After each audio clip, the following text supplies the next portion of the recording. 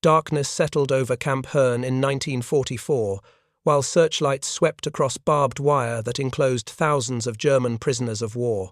Inside the recreation hall, rows of wooden benches held men who, hours earlier, had answered roll call under armed guards.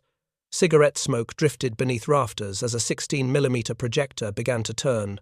The beam struck a white bedsheet screen 12 feet wide and filled the room with light.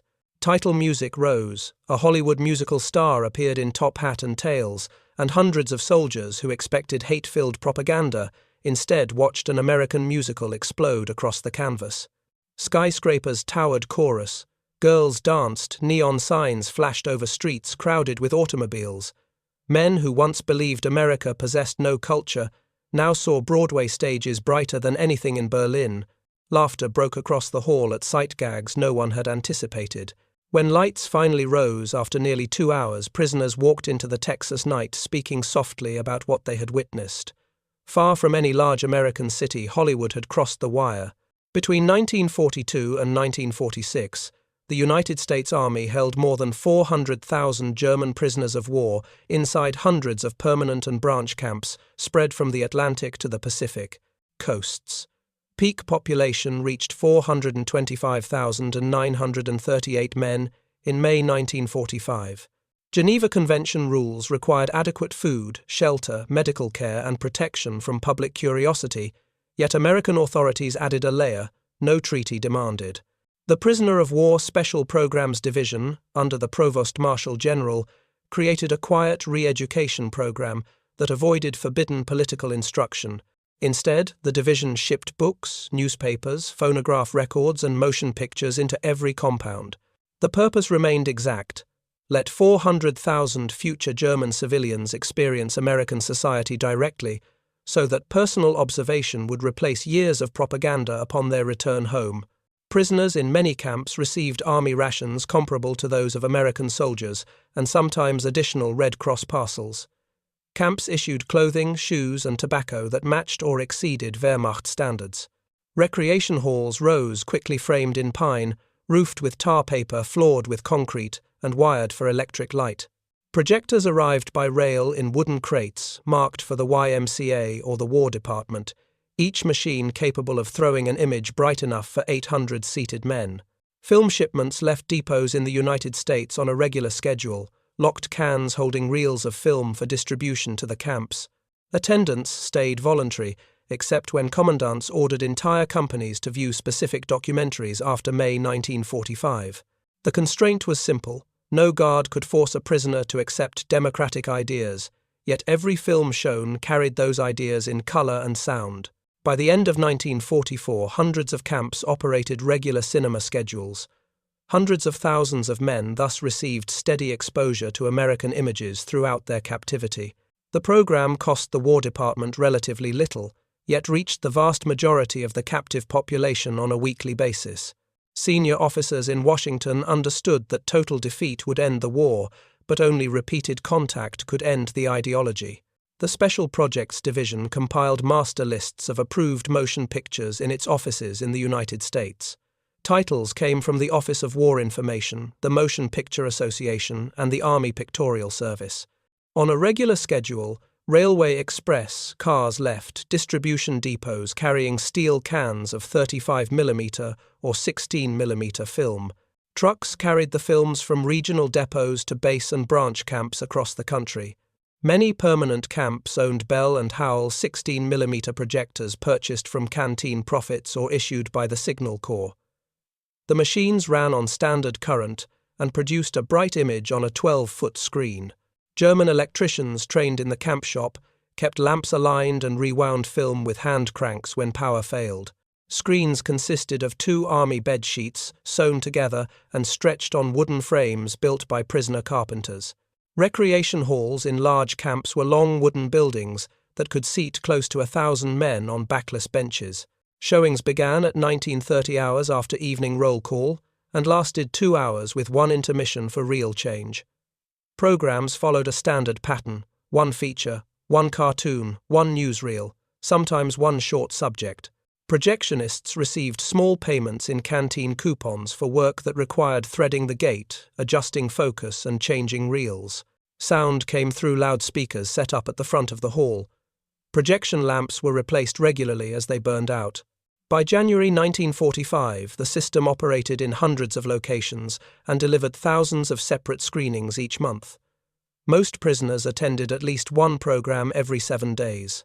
Films returned periodically to depots for inspection and repair, where technicians spliced tiers and replaced damaged sections. The entire circuit moved with the precision of a supply train. One projector lamp burning out meant darkness for 800 men, until the next spare arrived by mail. The hall lights dimmed, and 800 men fell silent the instant the Metro-Goldwyn-Mayer Lion roared at a camp in Arkansas. Former Panzer crewmen, who once rolled across France, now stared at New York Harbor in full color while prisoners watched a Technicolor musical about American sailors. Refrigerators opened on screen, revealing food unknown in wartime Germany. Automobiles filled every street. Neon signs blazed over nightclubs where couples danced without ration books. One former Afrika Korps soldier later wrote that a Hollywood musical showed families celebrating Christmas with electric lights and mountains of presents, an image impossible under blackout and bombardment. In camps like Hearne, the audience laughed aloud when Bugs Bunny outwitted Elmer Fudd laughter that carried outside where guards on the towers heard it drift across the wire.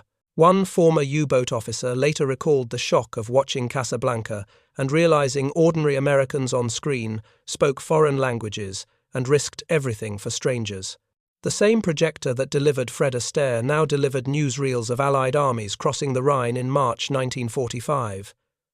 Cheers died in German throats as familiar bridges appeared under American tanks. Then in May, the orders changed. Armed guards marched entire companies into the halls at rifle point. The screen filled with footage shot by army cameramen inside camps such as Dachau in late April 1945. The reels ran for roughly half an hour without titles or narration. Some prisoners covered their faces, others sat rigid, a few shouted that the scenes were staged with actors and rubber corpses. Guards ordered silence and the projector kept turning. In at least one camp, a soldier stood and vomited in the aisle. When lights rose, no one spoke. The same 16mm machine that had shown Judy Garland now showed ovens at Buchenwald. Former prisoners later wrote that the smell of cigarette smoke mixed with the memory of those images for the rest of their lives. German prisoners whispered among themselves. They used Hollywood makeup on starving extras. Washington planners understood that the 1929 Geneva Convention allowed intellectual diversions, but did not permit overt political coercion. Lectures on democracy risked provoking resistance and complaints. Motion pictures offered a legal path. Entertainment entered the camps under the heading of recreation, the same category as soccer fields and brass bands. Prisoners attended because they wanted distraction, not instruction, and therefore absorbed ideas without guard pressure. The Special Projects Division mailed each commandant a thick binder of approved titles, but left scheduling to local discretion. Some camps showed films 5 nights per week, others only 2. Many prisoners saw a steady stream of feature films and shorts each year. Libraries received 200 books per 1,000 men. Camp newspapers printed reviews written by prisoners themselves and approved phonograph records, played swing music in the barracks every evening. Selected non-Nazi prisoners attended special short courses at places such as Fort Eustis, Virginia, and Fort Getty, Rhode Island, where American instructors discussed constitutional government using discussion rather than compulsion. A small group of civilian and military staff oversaw the entire program for hundreds of thousands of prisoners. The constraint was manpower. Many camp commanders regarded re-education as extra duty and gave it low priority. Hardline Nazi prisoners maintained secret control inside most compounds until spring 1945, punishing anyone who attended American classes or read forbidden books. Beatings occurred in latrines and behind laundry buildings, yet films proved harder to police.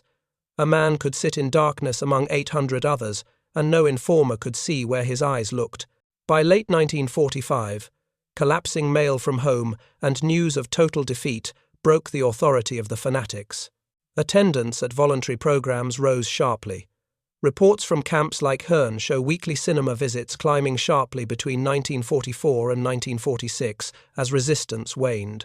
Over the course of captivity, many prisoners accumulated many hours of American moving images. The projector itself became the primary instructor, silent, unstoppable.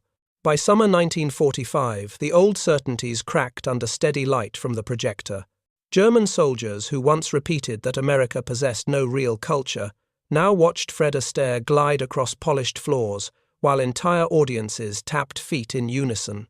Men who marched into captivity believing the United States teetered on race riots and economic collapse saw newsreels of factories turning out enormous numbers of aircraft and grocery shelves heavy with fruit in winter. Food parcels and generous army rations meant that many prisoners ate better than civilians in Germany that year. Orderly camp elections chose spokesmen who negotiated with American officers without shouting or threats, a process that contradicted every lesson about democratic chaos. The first serious fracture appeared when newsreels showed Allied armies inside the Reich. Silence replaced earlier boasts as familiar cities burned on screen. Then came the atrocity films. Beginning May 19, 45 large numbers of prisoners, regardless of rank, were marched under guard into recreation halls to watch footage from Dachau, Buchenwald, Bergen-Belsen, and Ohrdruf. The reels typically ran for roughly half an hour without pause.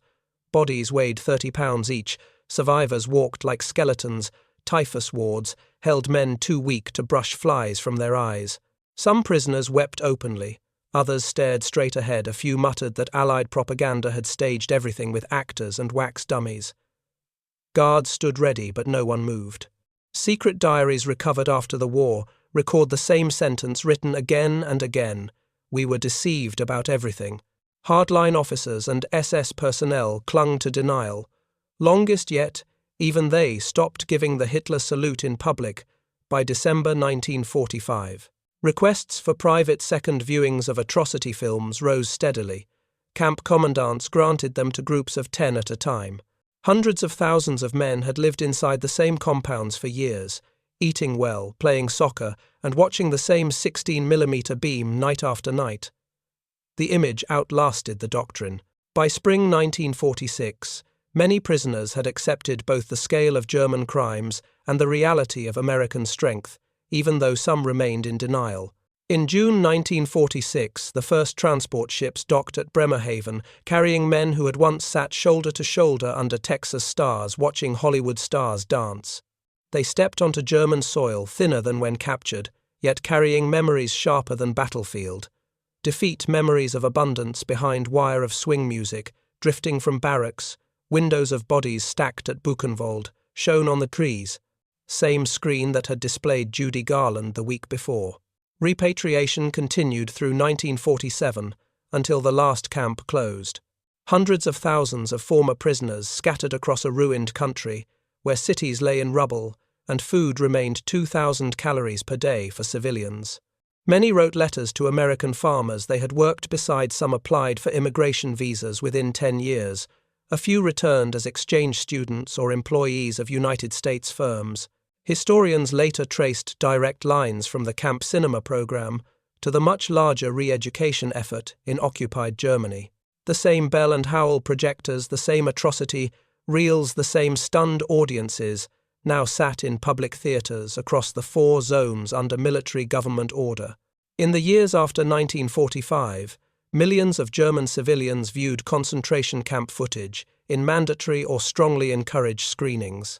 The camp experiment, with hundreds of thousands of captive subjects, had proven that moving images delivered repeatedly without lectures altered belief faster than any classroom. Former prisoners became quiet carriers of that proof.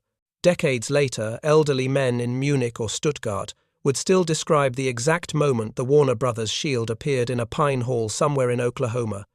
The moment laughter rose unforced from 800 German throats. The moment the projector consumed 100 feet per minute and carried them somewhere propaganda could never reach again.